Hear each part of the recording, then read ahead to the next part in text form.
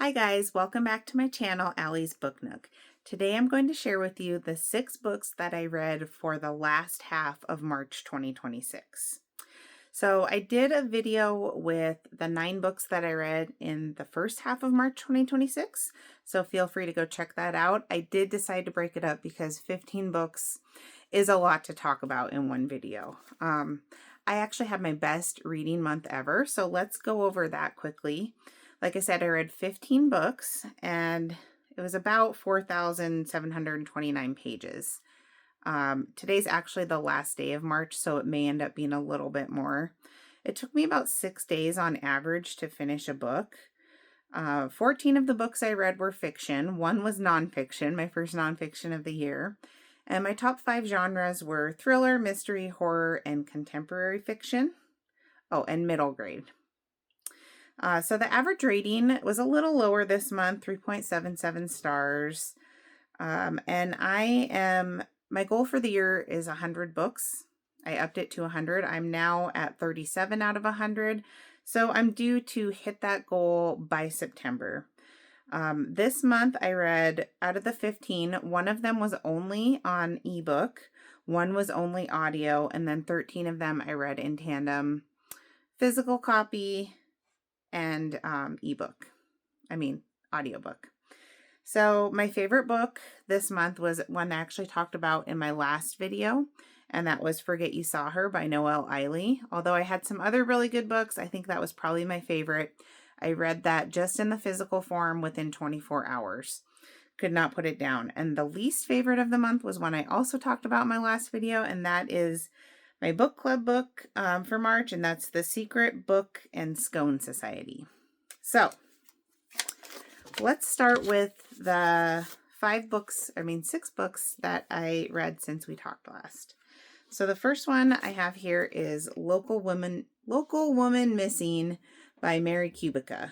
Her last name is covered up with this tag. It says here that I paid $6.99 used for it, but they were having a sale where there was buy one, get one free on used books. So, this was probably free.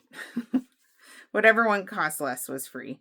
So this is published by Park Raw Books in 2021. It's a thriller. And so let's just say I paid like $3.50 for it used, cut it in half, and then I listened to it free through Libby. And the main subject in here, I would say, is a kidnapping.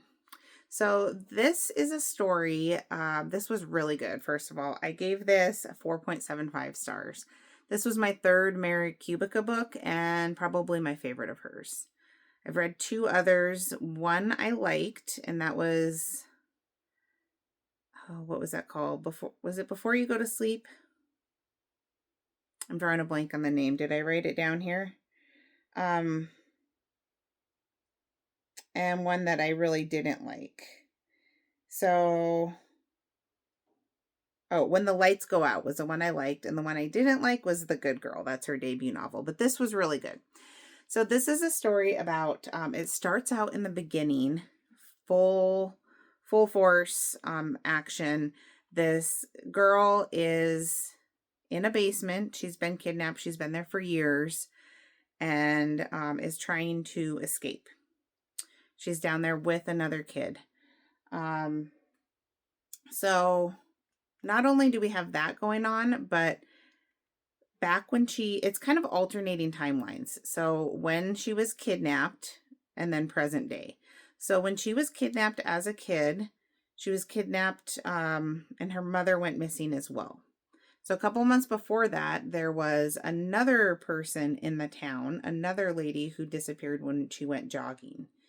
So now we have a few different disappearances within just a few months of time.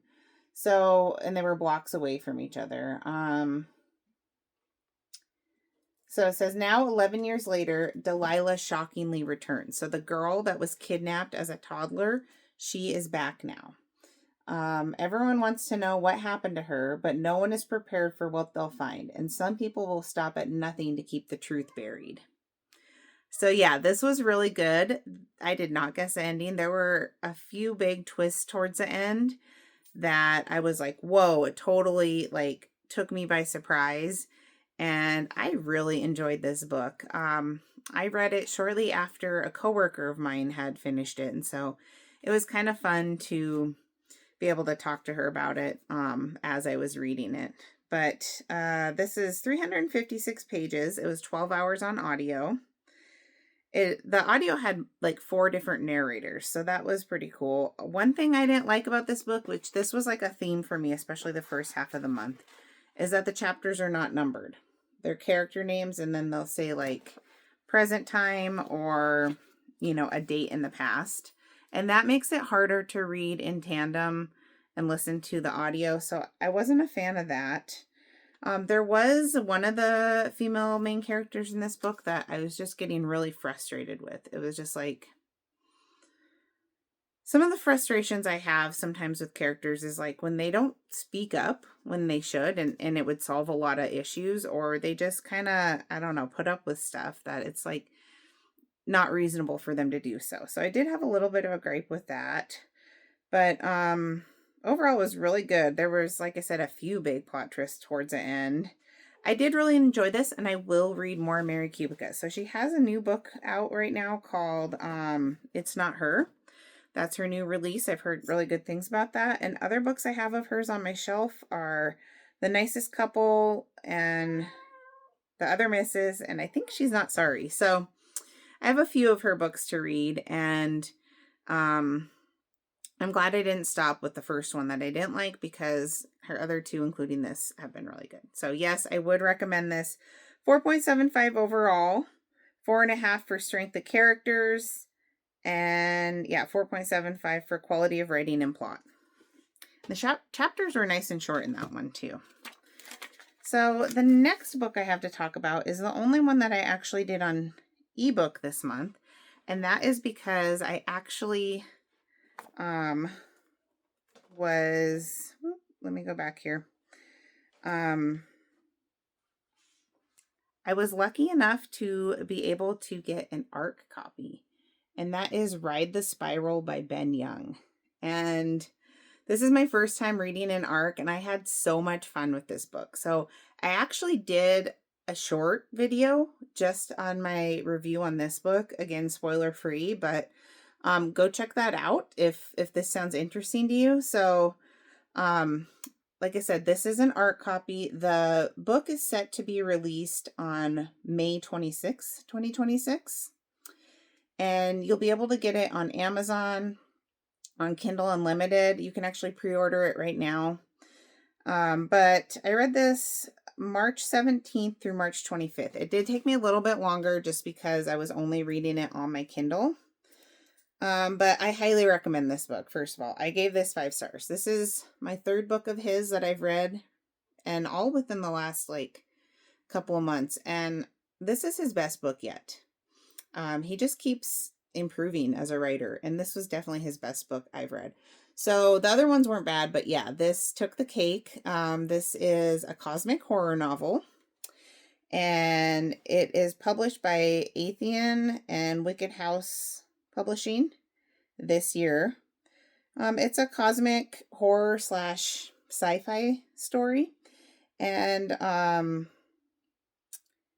so I would say the main characters or subject is, again, cosmic horror, and then parents' unwavering love for their kids and the lengths that they'll go to for their kids. So basically what this book is about is our main character's name is Spencer Smith, and he's like probably in his 30s now, but when he was a kid in the 90s, there was a worldwide event called the Ripped Sky event. And basically for a period of time there was like looked like a big rip in the sky, possibly like a tear in this dimension. And since then it's really been covered up. A lot of people don't believe that it happened anymore, and it's like almost kind of a conspiracy theory nowadays. But it really did happen. Spencer remembers it. He was a kid, and one thing that happened when that occurred in the 90s is it made kids kind of act out and misbehave. So now present day, Spencer, he's married. He has a son named Luke. I think Luke is like 5 years old or so. And Luke's starting to have a lot of behavioral issues. So they go to different doctors, psychiatrists, all that, and nobody can figure it out. And it's getting more and more disturbing. And Spencer feels like it has something to do with the Rip Sky event 30 something years ago. But he ends up, sorry, my cat is on a box over there and it looks really unstable. So if you hear a loud crash in a second, that's why.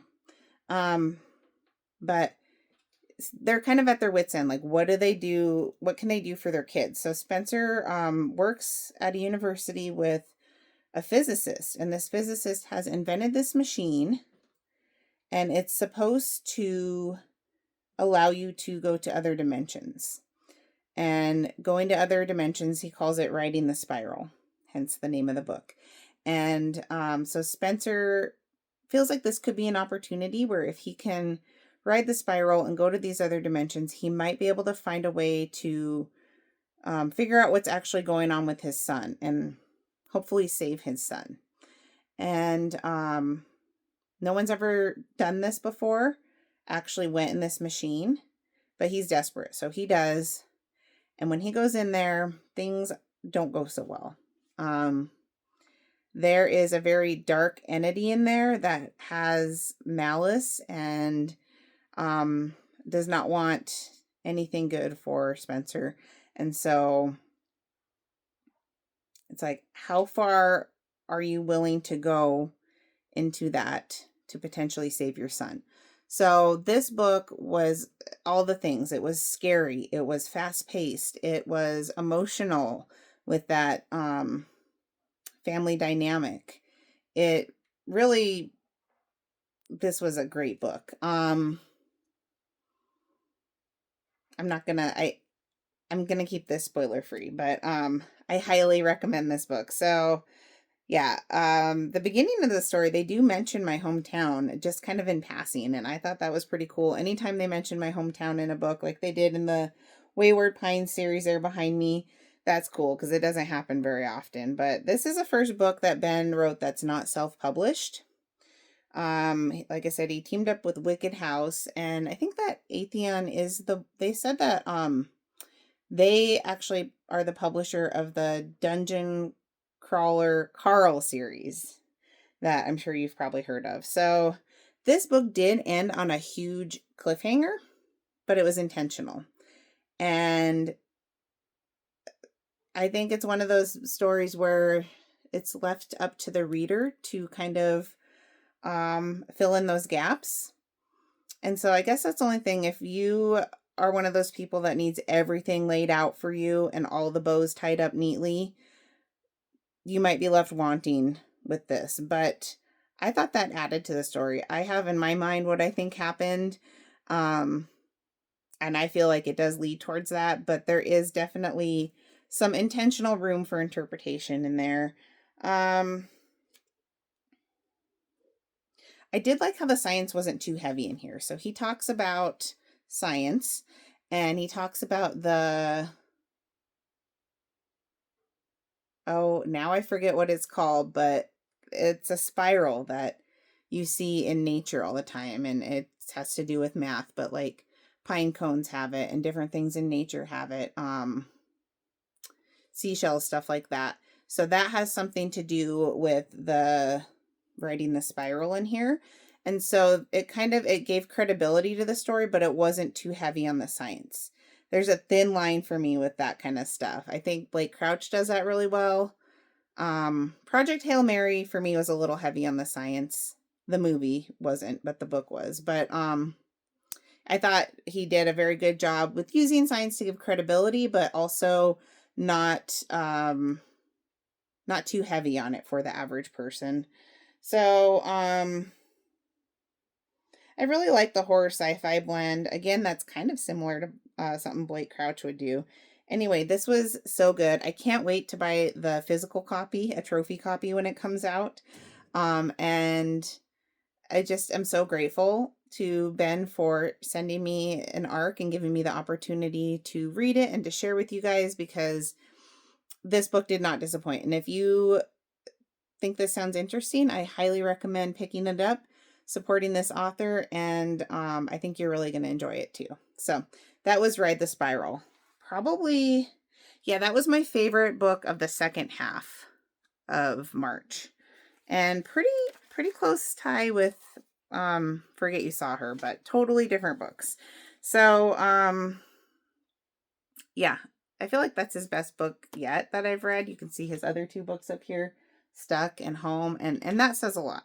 But 5 stars for across the board. Overall rating, quality of writing, strength of characters, plot, all of that stuff. That was really good.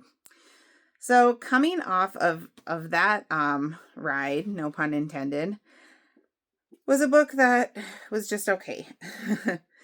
And that is Reminders of Him by Colleen Hoover. In fact, this might have been, I think this was my worst book of the second half of March. I gave this 2.5 stars.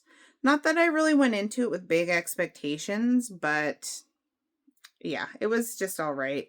I started this on March 19th and I finished it on March 23rd. This is published by Montlake in 2022. It's a contemporary romance.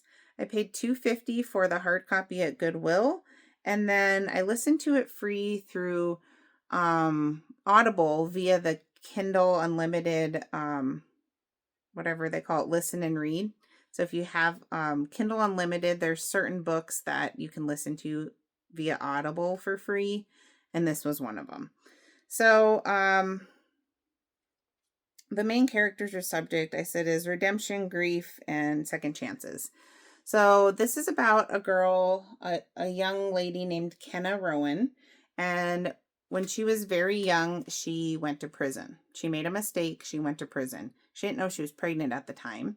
So the mistake that she made cost her boyfriend, who was the father of the baby, cost him his life. And so she gave birth in prison. The baby was given to her father's parents, the baby's father's parents, to raise. And so now it's like 3 years later, she just got out of prison. She goes to live in the town where her daughter is being raised. She is not supposed to really, she doesn't have any rights, parental rights to her daughter, but she just wants to be closer to her. And she ends up meeting up with this guy who owns a local business there. And he was best friends with her old boyfriend. And they kind of form a bond, and he finds out who she is. And so he's kind of in this hard place because nobody in her daughter's life likes the mother, wants the mother around. But he's kind of getting attached to her. And so she's trying to turn her life around. She wants a second chance. People feel like she doesn't deserve that second chance. And yeah, she's trying to redeem herself. So that's kind of the gist of this story. It says so her and her boyfriend's best friend form a connection despite the pressure surrounding them. But as their romance grows, so does risk. Kenna must find a way to absolve the mistakes of her past in order to build a future out of hope and healing. It was all right, but yeah, I thought it would pull at my heartstrings a little more than it actually did. This is 320 pages. It's 10 hours on audio, and it was a pretty quick, easy listen. I actually only ended up listening to it. I didn't read the physical copy.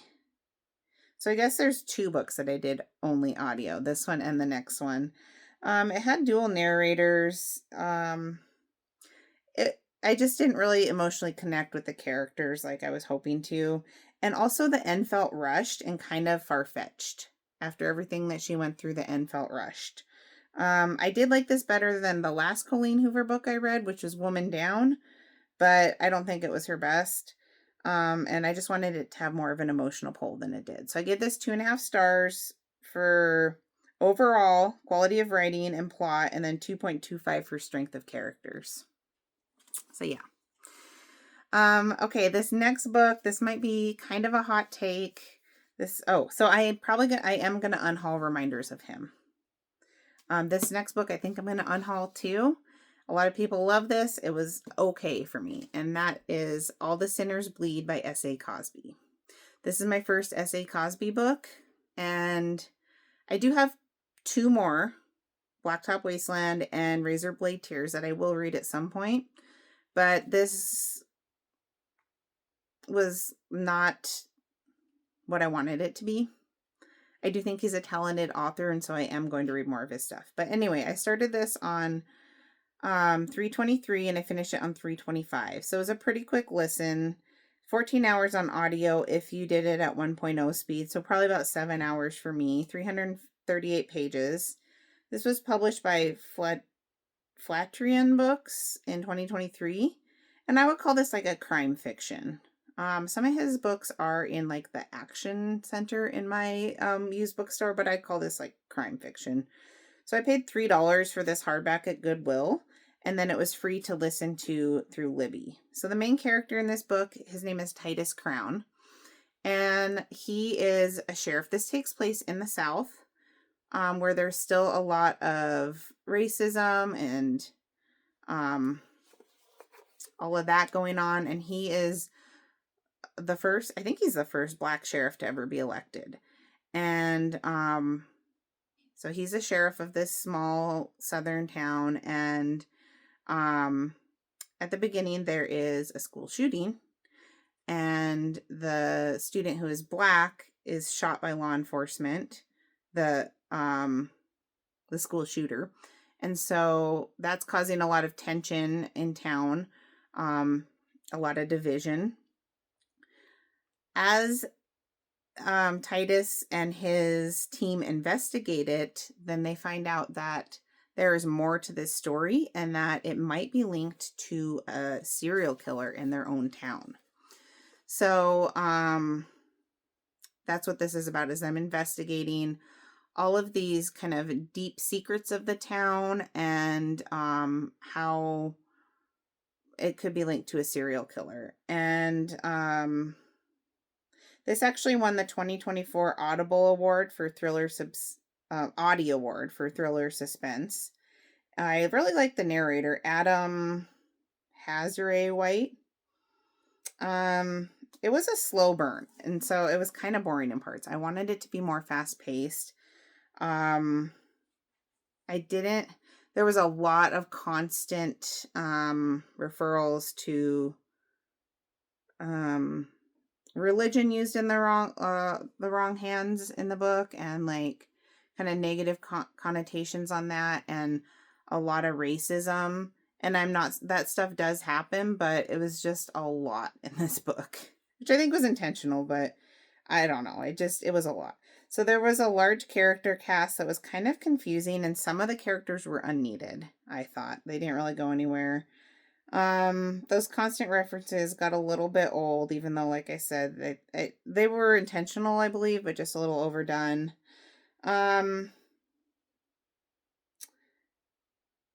So I do think he's a really talented writer. It's just, this wasn't the best storyline for me personally.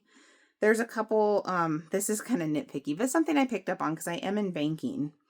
And there's a couple banking inaccuracies in this book. So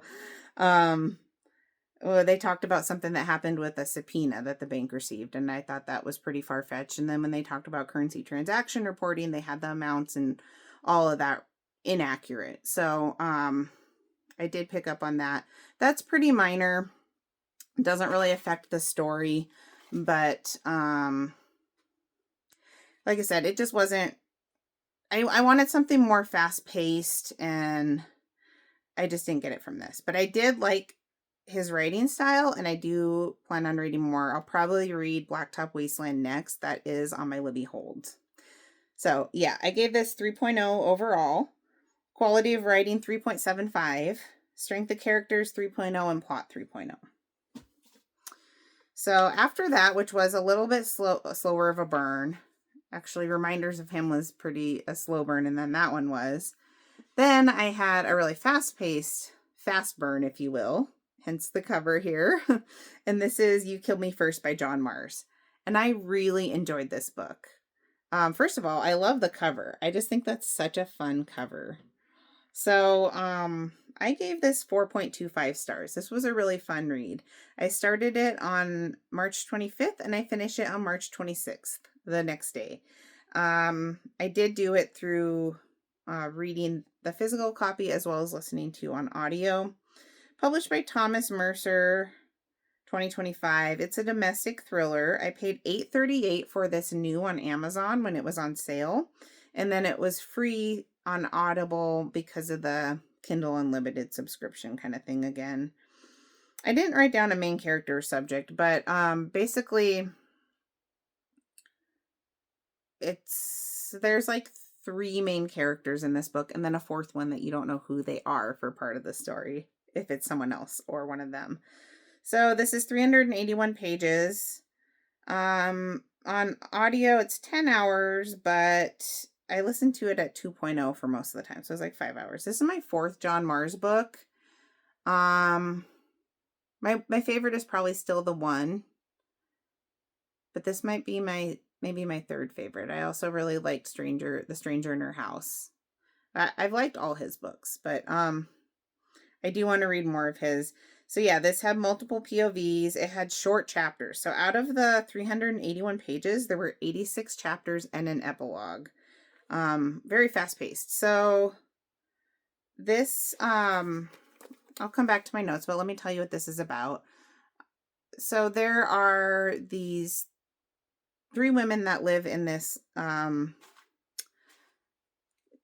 affluent suburban community, in Great Britain somewhere. And it says 3 women, 3 smoldering secrets. Who will make it out alive? So this beginning of the book starts with someone being burned alive in a bonfire. And the perpetrator says, "You killed me first." So now you're trying to find out throughout the story who was being burned and why, and who was doing it to them. So it starts there, and then it goes back in time like a year, month to month, leading up to the occurrence, and then even a little bit after.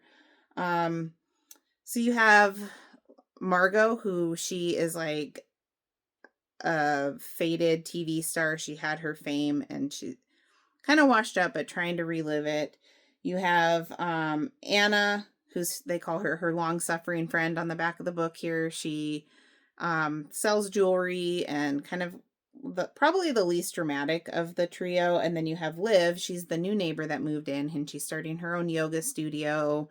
And they're all kind of like keeping up with the Joneses, and there's a lot of like backstabbing and stuff kind of among them, like I don't know, juicy like drama, I guess, juicy cattiness. And it definitely makes for some of the characters are definitely like more flawed characters. And parts of it like literally had me laughing out loud at some of the like antics that they would go to try and one up each other. But it has that. It has the thriller aspect with someone's going to be burned in a bonfire. There's another element to this book. You do find out pretty early on. Some people might not like it. So, okay. I don't think this is a spoiler. It kind of has a little bit of a paranormal element, a little bit. So that could be a turnoff if you don't like any of that, but it's not like scary, like ghost kind of thing. I've seen other thrillers where they've tried to sprinkle in some paranormal elements, and sometimes it's done really well and sometimes it's done really not well, like The House Across the Lake.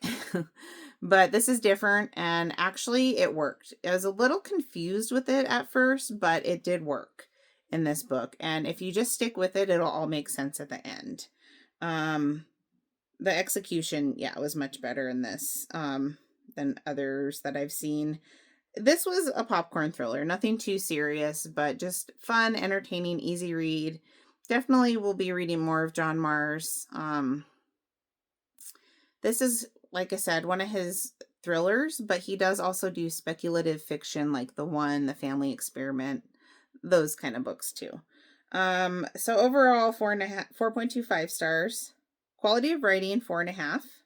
Strength of characters, 4.25, and plot, 4.25. So, I mean, this isn't like, a literary masterpiece that's gonna become a classic someday necessarily, but it was just a really fun, entertaining read that kept me on the edge of my seat, kept me just entertained, and didn't have to think too much about it. I really, really liked it. And John Marrs, I really like him too. He's hilarious. And if you read I always read the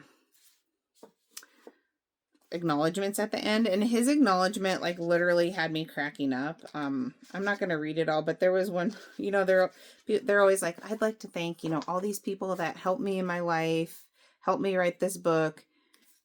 He says, there's a line in here, he goes, first and foremost, I'd like to thank the two most important people in my life, myself and my accountant. And then he goes on. And so that made me laugh. He's got a good sense of humor. Okay, so the last book I have to talk about today is called In an Instant by Suzanne Redfern. Oh, I would recommend that John Marrs book, and I will be keeping that in my library for a while. Same with this book, In an Instant by Suzanne Redfern. I gave this 3.75 stars, which is not a bad rating. This was published by Lake Union Publishing in 2020. This is a contemporary fiction novel. I paid $7.40 for this at my used bookstore, $7.48, and I listened to it again free through the Audible Kindle Unlimited situation, which is basically why I'm keeping my Kindle Unlimited for now, because it opens it up to a lot more audiobooks than if I only had Audible or Libby. So the main characters or subjects, the main character is a 16-year-old girl named Finn Miller. And the subjects are death of a loved one, grief, and family. So this is about Finn goes on a trip with her family, her mom, dad, brother, sister, and some family friends. And they're all packed in this RV. They go up. They live in, is it like Laguna Beach? Somewhere in California, but they go up to Big Bear, which is like a ski resort there, and it is like winter, so you can see from the cover. And they're in this old RV, and it says, one moment, 11 lives are altered, and a truth only she can see. So this is not a spoiler, but the RV goes off the edge of a mountain road, and she dies. And other people in the RV are injured. So she becomes unalived, and her ghost, spirit, whatever you call it, is still there watching afterwards and throughout the rest of the story. So it's told from the POV of her, basically her ghost. So a decent amount of the book is like what happened right after the crash when they're still in the woods. And I didn't realize it was going to have that much in there, but I thought that was really interesting how they survived, and some of the seemingly impossible choices that they had to make. And then it goes on where she's watching them afterwards as they deal with, they have to go back to their lives, and they have to move on and deal with it and grieve, and everyone grieves differently, and they all just have struggles. And some of them had injuries that they're going to have permanent damage. And if it's not physical, they all have some degree of emotional damage. And so, yeah, this also had a paranormal aspect, but it was more kind of like the ghosts in like Ask for Andrea or Forget You Saw Her, where they become a ghost early on in the story, and then it's like they're watching things from their perspective. and that's the POV that you get. So I did like this. It was emotional. I thought that POV of the protagonist being in her current state was pretty unique. This book was written before like Ask for Andrea in those books. And it just shows like what happens when people are faced with these impossible choices. So like I said, she's 16, but this is not a YA book. There are very mature themes in this book. I wouldn't say it's necessarily like a dark read, but it's some serious heavy topics. And I first heard about this book because there is another booktuber named Chris, and love watching her videos. Her channel's called Wax Books and Whimsy. And she had talked about this book last year. She read it and she really, really loved it.